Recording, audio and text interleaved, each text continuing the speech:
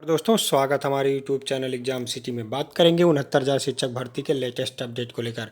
तो इससे पहले अभी तक हमारे YouTube चैनल एग्जाम सिटी को आप लोग सब्सक्राइब नहीं किए हैं तो प्लीज़ सब्सक्राइब कर लीजिए, साथ में बेल आइकन प्रेस कर लीजिए ताकि लेटेस्ट वीडियो का नोटिफिकेशन आप सबको मिलता रहे। दोस्तों सुप्रीम कोर्ट के आर्डर का अभी सबको इंतज़ार करना पड़ेगा। वहीं जो लोग लिस्ट में चयनित हुए हैं वो तो कुछ ठीक ठाक हैं, लेकिन जो लोग चयनित नहीं हुए हैं, एक दो गुणांक से पीछे रह गए हैं, काफ़ी परेशान हैं क्योंकि उनका पता नहीं होगा कि नहीं होगा। पहली काउंसलिंग में कितनी सीटें बचेंगी या बचेंगी ही नहीं, या बचेंगी तो बहुत कम बचेंगी या बहुत ज़्यादा बचेंगी या कितनी बचेंगी। तमाम प्रकार के प्रश्न उनके द्वारा किए जाते हैं कि हमारा होगा कि नहीं होगा, सेब गुणांक है कि नहीं है। तो इसी पर आधारित ये वीडियो है। पहली लिस्ट में सीट कितनी बचेगी, LT grade, TGT, PGT, NOC, फर्जीवाड़ा, कुल मिलाकर इस भर्ती से कितने लोग बाहर होंगे, दूसरी काउंसलिंग कितने सीटों पर होगी, सभी मुद्दों पर बात करने वाले हैं। तो इससे पहले प्लीज़ वीडियो को लाइक और शेयर ज़रूर कर दीजिए। तो आइए दोस्तों वीडियो शुरू करते हैं। अभ्यर्थियों का सबसे बड़ा प्रश्न यही होता है कि पहली काउंसलिंग में कितनी सीट बचेगी, कम तो नहीं सीट बचेगी, क्या हमारा होगा कि नहीं होगा। तो सबसे पहले बची सीटों का ये विवरण जान लेते हैं कि कितनी सीट बचने वाली है। तो दोस्तों सबसे पहले अगर जो फर्जीवाड़ा की बात करें तो फर्जीवाड़ा एसटीएफ एकदम नाकाम रही है फर्जीवाड़ा पकड़ने में। जहां तक अभ्यर्थी 100% सब कुछ अपना झोंक दिए, पूरी ताकत एसटीएफ की सहयोग किए, फिर भी एसटीएफ पकड़ने में नाकाम है मायावती दुबे और चंद्रमा यादव को। तो ऐसे में अगर जो वो दोनों हाथ लग जाते तो काफ़ी कुछ फर्जीवाड़ा मिलना तय था, वो लोग बाहर होते, लेकिन ऐसे में देखने के लिए नहीं मिला। केवल 11 से 12 लोग पकड़े गए हैं, ज़्यादा लोग पकड़े नहीं गए हैं। ऐसा ये अनुमान लगाया जा रहा था कि 120 जो नंबर पाए हुए हैं या उससे ऊपर पाए हैं उनकी सबकी जांच हो रही है, लेकिन ऐसा कुछ भी देखने के लिए नहीं मिला है। तो ऐसे में फर्जीवाड़ा ज़्यादा लोग नहीं हुए हैं, यानी साबित हुआ है फर्जीवाड़ा कितना भी हुआ हो, लेकिन जो सत्य है वो सत्य है, यानी फर्जीवाड़ा छिप गया है। अब ये कहना कोई बुरी बात नहीं है। तो फर्जीवाड़े में बहुत ज़्यादा होंगे तो 100-150 लोग होंगे, इससे ज़्यादा नहीं निकल पाएंगे इस भर्ती से। वहीं एलटी ग्रेड में 10,000 से ऊपर सीट थी, लेकिन उसमें 7,000 जो है उस पर रिजल्ट आ गया है, जिसमें 4,200 कुछ लोग पास हुए हैं। तो ऐसे में एलटी ग्रेड 4,200 लोग पास हुए हैं, तो मान लेते हैं कि 4,000 के आसपास होंगे, और कम से कम यदि माना जाए तो 2,000 एलटी ग्रेड के इस भर्ती से तो बाहर होंगे। कम से कम कहा जाए तो 2,000, नहीं तो 4,000 तो होंगे, क्योंकि दोस्तों जो लोग एलटी ग्रेड में चयनित हो सकते हैं वो 69,000 में क्यों नहीं, वो बहुत योग्य हैं, इसलिए वो एलटी ग्रेड में चयनित हुए हैं और इसमें भी चयनित हुए होंगे। तो मान लेते हैं, कम से कम मानते हैं 2,000, कम से कम ये अगर जो 2,000 मांगे, क्योंकि 4,4200 सीट लगभग पास हुए हैं, जिनका नियुक्ति हो सकता है अगस्त के लास्ट में हुई हो जाए या सितंबर में, क्योंकि उनका सत्यापन अब होने वाला है। तो 2,000 मान के चलते, वहीं टीजीटी पीजीटी मिला के लगभग 8,000 लोग हैं। तो 8,000 लोग हैं जो सेलेक्ट हुए हैं, उनका जिला आवंटन, विद्यालय आवंटन भी हो चुका है। और आज की वीडियो में, आज के पेपर में भी हम बताए थे, पेपर में था, वीडियो में बताए थे कि आज से साक्षात्कार हो रहा है टीजीटी 2016 का, तो वो भी कुछ रहे होंगे।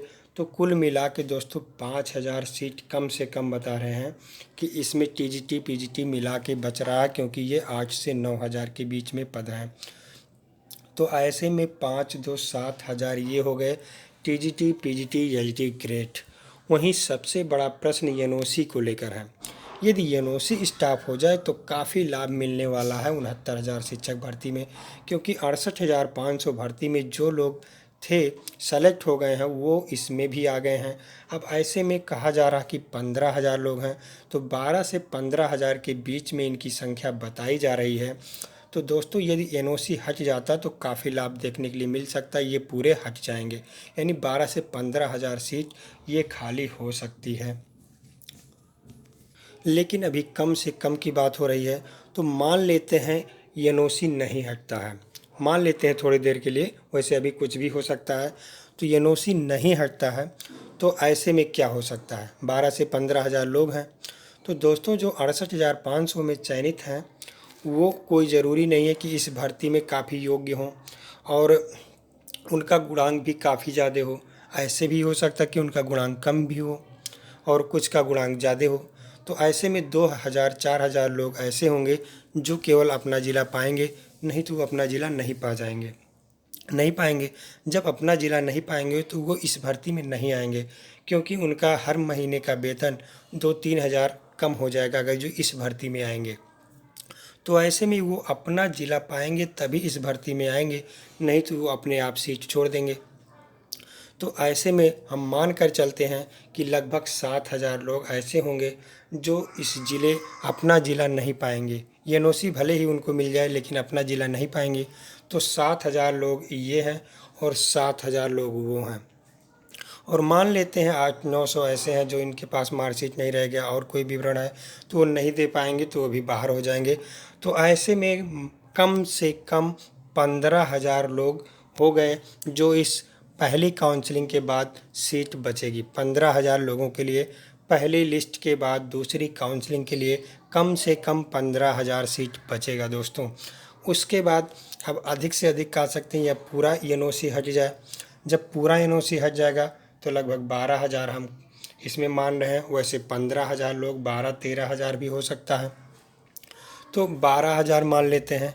12,000 और टीजीटी पीजीटी कम ही वाला लेते हैं तो भी 12-7-19 और 1,000 अन्य, तो 20,000 ऐसे में भी हो जाता है। अगर जो वहीं एलटी ग्रेड 3,000 हो जाते हैं बाहर, टीजीटी पीजीटी 6,000 हो जाते हैं तो 22-23,000 हो जाएगा। एलटी ग्रेड 4,000 हो जाए, टीजीटी पीजीटी 7,000 हो जाए तो भी काफ़ी देखने के लिए मिल सकता है। 22 से 23,000 भी हो सकता है, 24 से 25,000 भी हो सकता है। तो ये है सीटों का विवरण, अगर जो ऐसा हुआ तो बच सकता है। अब ऐसे में कुछ लोग सकते हैं कमेंट करते हैं कि पूरी सीटें क्यों ना बच जाए। तो 25,000 सीट बच जाए, 20,000 सीट बच जाए तो कम गुणांक वालों को काफ़ी राहत देखने के लिए मिल सकता है। कुछ लोग कहते हैं केवल 5,000 सीट बचेगा। तो 5,000 सीट किस मुद्दे किस बेस पर बचेगा ये बता आप नहीं पाएंगे, क्योंकि हर एलटी ग्रेड वाला इस बीएड है और वो बीएड है तो इसमें 69,000 शिक्षक भर्ती में वो फॉर्म डाला हुआ है। टीजीटी पीजीटी भी इसमें भी हैं उसमें भी हैं, क्योंकि ये कई सालों से चल रहा है टीजीटी पीजीटी, तो इसमें ज़रूर वो होंगे और सेलेक्ट भी होंगे। तो ऐसे में इतना सीट निश्चित रूप से बचेगा, इसमें कोई दो राय नहीं है। तो सीटों का विवरण आप सब जान ही चुके हैं कितना सीट बचेगा। वहीं दूसरी काउंसलिंग में अब लगभग 20,000 सीट बचेगा। तो ऐसे में अभ्यर्थी पूछते रहते हैं कि हमारा कितना गुणांक सेफ होगा। तो 1-2 गुणांक तो निश्चित रूप से जाएगा दोस्तों। जब 20,000 सीट बचेगा तो आप लोग अब कहते हैं कि कैसे एक ही गुणांक होगा। आप लोगों को बता देना चाहते हैं कि ओबीसी में 84,000 लोग थे। मान लीजिए हम 4,000 को छोड़ दें जो फॉर्म नहीं अप्लाई किए होंगे, तब भी 80,000 सीट बचा। और इसमें कितने सेलेक्ट हुए होंगे आप ये बताइए, जिला आवंटन की लिस्ट में कितने चयनित हुए होंगे। मान लेते हैं इनका 18,000 सीट है, 6,000 को हम ओवरलैपिंग मान लेते हैं। वैसे अभ्यर्थियों का आरोप है कि ओवरलैपिंग नहीं हुआ है, लेकिन हम मान लेते हैं कि 6,000 लगभग ओवरलैपिंग हुआ होगा। तो ऐसे में 24,000 सीट तो हो ही गया। 24,000 सीट जब ओबीसी हो गए इस भर्ती में तो कितने बचे, अभी 56,000 बचे हुए हैं। जब 56,000 अभी भी बचे हुए हैं तो ऐसे में 67 से नीचे यानी 66.7 से नीचे ही तो हैं वो लोग, 56,000 लोग। तो ऐसे में काफ़ी दिक्कत है इधर, क्योंकि एक एक गुणांक में लगभग 10-10 हज़ार लोग से कम नहीं है, इससे ऊपर ही हैं। ऐसे में कुछ लोग कमेंट करके बताते हैं कि एक गुणांक में केवल 5,000 लोग हैं।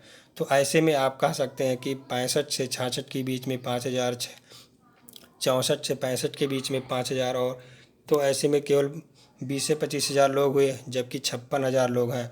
तो 10,000 से कम नहीं है, 10,000 से ऊपर ही है एक एक गुणांक पर।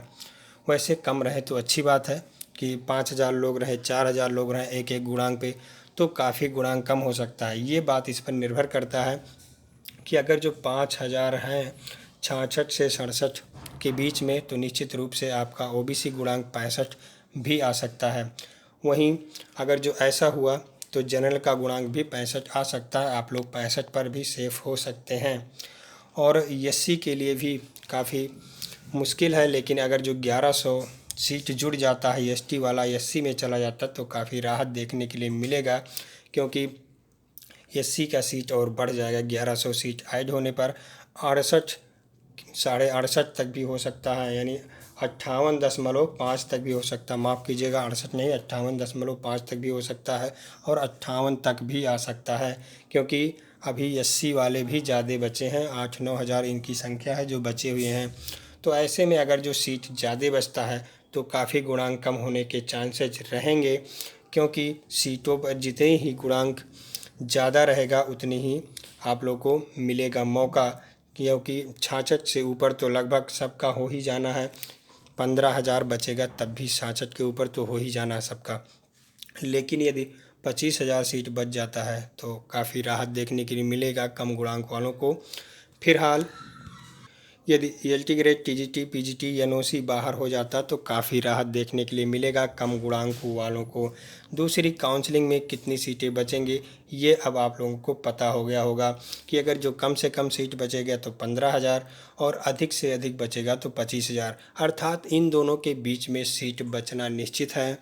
15,000 भी हो सकता है, 18 भी हज़ार हो सकता है, 20,000 भी हो सकता है और 25,000 भी हो सकता है। तो इसी बीच में दूसरी काउंसलिंग के लिए सीटों पर बचना है, इतना सीटें निश्चित हो सकती हैं। वहीं आज ईडब्ल्यूएस पर सुनवाई था, ऐसा लग रहा है कि सुनवाई देखने के लिए नहीं मिला है।